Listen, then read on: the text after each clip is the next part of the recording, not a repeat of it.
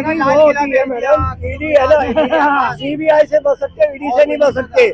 जो भी काम होता है ईडी बाकायदा वॉइस से पूरी कंट्रोल करके तब आगे, जब तक सबूत नहीं होंगे तब तक वो हाथ नहीं डाल सकते। क्या ईडी ने, क्या प्रधानमंत्री मोदी ने सामना नहीं किया था? क्या सबने करा? क्या जो सबने किया? काम गलत देखिए करेगा, वो आप किया क्या ना, चाहते हैं सर कि अगर वो गलत काम करते रहे, अगर अरविंद केजरीवाल ने अच्छा काम किया इसलिए तो गलत काम करे तो पकड़ के जेल में डालो, साफ जेल में सी बात है। जेल में डाला है। तो सबूत पब्लिक को क्यों नहीं दिखा रहे, मीडिया में क्यों नहीं दिखा रहे? कोर्ट में जाओ ना, सबूत जो है वो कोर्ट को दिखाएंगे, कोर्ट में आ जाएंगे सारे। आओ ना मीडिया को, जाके कोर्ट में बात करो ना, सबूत दिखाओ ना। क्या बोलना चाहते हैं? सुप्रीम कोर्ट पर भरोसा है या नहीं है? कोर्ट पे भरोसा है, बिल्कुल भरोसा है। ये इनको किसी पे भरोसा नहीं है। ये क्या कहते हैं, मोदी की कोर्ट है, मोदी की सुप्रीम कोर्ट है, मोदी की पुलिस है, मोदी की ये है, मोदी की वो तानाशाही कर रखी है। तानाशाही अगर मैं बताऊं ना, रामलीला ग्राउंड के अंदर आंदोलन हुआ था रामदेव बाबा का, रात के 3 बजे औरतों पे, आदमियों पे, छोटे छोटे बच्चों पे लाठी बरसाई थी इसी कांग्रेस के आंदोलन में। तो कांग्रेस की तानाशाही, इसे कहते हैं तानाशाही। इसे कहते हैं तानाशाही। क्या कहना है सर आपका? सर ने बोला जैसे ईडी है हमारी और सीबीआई है, और सुप्रीम कोर्ट को तक उन्होंने बोल दिया कि निकलने नहीं दे रहे हैं जेल से। तो जब कुछ गलती करी होगी तभी तो वो जेल के अंदर है। जब गलती की होगी तभी वो जेल के अंदर में है। वही तो ऐसा हमारे, और क्यों कहते हैं फिर कि मोदी जी बंद करा के रखे? हम क्या मोदी जी थोड़ी ना जुडिशरी देख रहे हैं? नहीं, मोदी जी किसी को बंद करा कर, जो जैसा काम किया है वो ऐसा ही है। मोदी जी हमारे देश के सर्वमान्य नेता हैं और यही देश को संभाल सकते हैं। और कौन कौन और ये मोदी जिंदाबाद है और रहेगा। और जो जिन्हें लग रहा है ना प्रॉब्लम है, वो पाकिस्तान चले जाए बस। जिसे प्रॉब्लम है ये केजरीवाल वही है जो शुरू में अपनी जब राजनीति में आया था तो कहता था कि सब राष्ट्र इतनी मोटी फाइलें लेकर घूमता था, ठीक है ना, घूमता था, और अब खुद भ्रष्टाचार ठीक कर रहे हैं। है। और जिसमें कि आरोप लगाता था अरुण जेटली पे, सब पे, कभी गडकरी पे, कभी किसी पे, और जिसमें कि क्या नाम है, लिखित माफी भी मांगी थी नितिन गडकरी से, अरुण जेटली से। और आज क्या नाम है, जो संवैधानिक संस्था इनको बुलाती है, केजरीवाल को तो बुला, राज्यपाल बिल पर बात करते थे। हाँ, राज्यपाल बिल बातें करते थे, और आज संवैधानिक संस्था बुलाती है इनको तो ये कहते हैं कि मुझे किस हैसियत से बुलाया है, ठीक है। तो ये है इनका दोगलापन, इनका है ये असली चेहरा। नहीं कराए तो डरने की जरूरत है। राष्ट्रीयता है, राष्ट्र की भावना है और मातृभूमि से भावना है, वही देश के सर्वमान्य है। इसलिए मोदी ही देश को संभाल सकते हैं। मोदी जिंदाबाद, मोदी जिंदाबाद। मैडम बात ऐसी है, एक अभी एक बात पर गाना आया था यहाँ, जलने वाले लोग जल गए, लगा रहे हैं झंडू बम, योगी मोदी नारे लग रहे और हो रहा है जय श्री राम।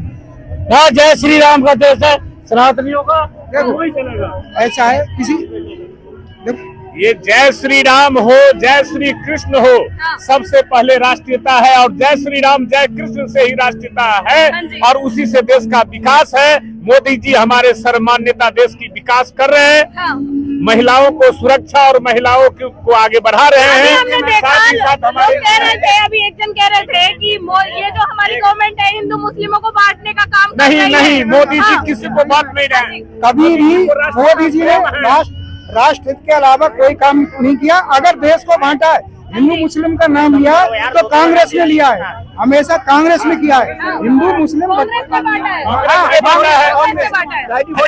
हमारे देश मैं उसी सरकार को वोट करूंगा जो गरीबों के हित में काम करेगा, ठीक है, चाहे वो मोदी हो या केजरीवाल है। देखिए ये गरीबों की बात कर रहे हैं, मैं आपको बता देना चाहता हूँ 2014 से पहले 1947 से 2014 तक कांग्रेस हर मन से गरीबी हटाने की बात करती थी, गरीबी नहीं हट पाई, लेकिन गरीब जनता ने कांग्रेस को हटा दिया। 2014 के बाद मोदी जी ने 14 करोड़ गरीबों को गरीबी रेखा से ऊपर निकालने का काम किया, शौचालय देने का काम किया, देने का काम किया, मेडिकल देने का काम किया। ये भाई साहब सही कह रहे हैं, भाई साहब एक बार दिखाओ चेहरा भाई साहब का। गरीबों वहां से आते हैं, ये भाई साहब वहां से आते हैं, हम दो हमारे 70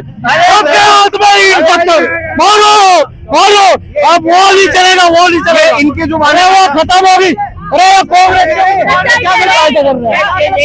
कभी एक मिनट चच्चर कमेटी ने कभी बताया था मैं मुस्लिम कम्युनिटी में शिक्षा की कमी का कारण क्या है? Over production of population.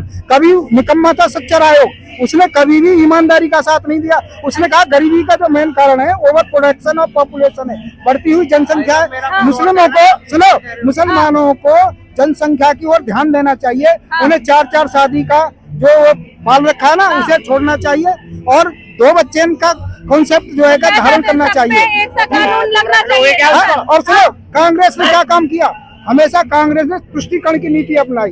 देखो आर्टिकल 28, 29, 30 उन्होंने 100% हिंदुओं के खिलाफ बनाई और पूरी व्याख्या करूंगा तो इसमें बड़ा टाइम लग जाएगा। तो ये अलग करने का काम कांग्रेस ने किया। आर्टिकल 38 ये भी जो है हिंदू मुस्लिम में विभेद करने का कांग्रेस ने किया। आर्टिकल 1991 वर्षिप एक्ट भी जो है कांग्रेस ने किया हिंदू बांटने का। और 1995 वक्फ बोर्ड अधिनियम बना के तो इस देश के अंदर इतनी हिंदू मुस्लिमों के बीच में इतनी खाई पाड़ दी कि ये समझ लो कि बहुत ही ज्यादा नुकसान किया आपकी एकता को। ये बीजेपी नहीं करती है। बीजेपी ने नहीं किया ना, बीजेपी ने कहा कि वक्फ बोर्ड अधिनियम तो क्यों कहते हैं फिर कि बीजेपी ने जो वामपंथी देखो जो उनके वामपंथी विचारधारा किसने बांटा? 1947 में देश का कांग्रेस ने बांटा। मुस्लिम वक्फ बोर्ड अधिनियम किसने बांटा? एक ये बनाओ कि जिसमें वक्फ बोर्ड में यदि इस जमीन को भी कह दिया जाएगा कि ये जो है मुस्लिम वक्फ बोर्ड की जमीन है तो आप इसे कोर्ट में भी चैलेंज नहीं दे सकते।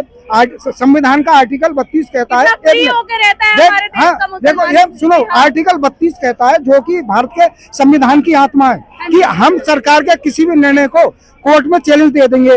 परंतु वक्फ बोर्ड अधिनियम ने उस संविधान की आत्मा को भी जो है बेच दिया, उसे हम चैलेंज नहीं दे सकते 1995 के एक्ट को। तो इसका मतलब संविधान का उल्लंघन हुआ ना।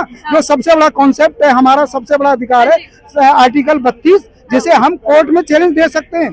परंतु कांग्रेस ने कहा कि आप 1995 के वक्फ बोर्ड अधिनियम को कोर्ट में भी चैलेंज नहीं दे सकते। तो देश को बांटने वाले का हिंदू मुस्लिम की बात करने वाली सबसे बड़ी कांग्रेस है। इस निकम्मी कांग्रेस ने इस देश में हिंदू मुस्लिम का राग सबसे ज्यादा अपनाया। जी जी, और मैं आपको बताऊं, ये तो भाजपा तो ये कर रही है कि सबके लिए समान कानून होना चाहिए। वो सबके जो भारत की हर जनता है, हर एक नागरिक है, उसके लिए समान कानून का कॉन्सेप्ट लाना चाह रही है।